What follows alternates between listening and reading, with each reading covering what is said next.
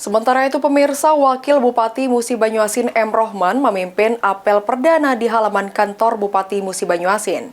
Dalam apel ini, Wakil Bupati meminta kepada seluruh ASN untuk terus meningkatkan pelayanan dan juga kedisiplinan. Kami memohon kepadamu ya Allah, kiranya apel pagi ini menjadi momentum semakin mempererat. Wakil Bupati Musi Banyuasin Rohman melakukan apel pertama di halaman kantor pemerintah Kabupaten Musi Banyuasin setelah dilantik secara serentak oleh Presiden Prabowo Subianto pada 20 Februari lalu.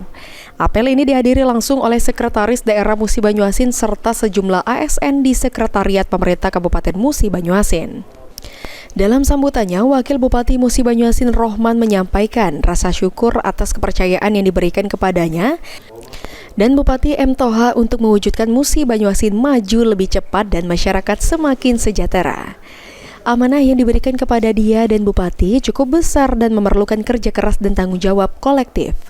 Selanjutnya, Rohma mengatakan agar seluruh ASN di pemerintah Kabupaten Musi Banyuasin dapat terus meningkatkan pelayanan dan juga kedisiplinan kepada masyarakat Musi Banyuasin untuk menciptakan Musi Banyuasin maju lebih cepat. Ruzi Iskandar, PAL TV.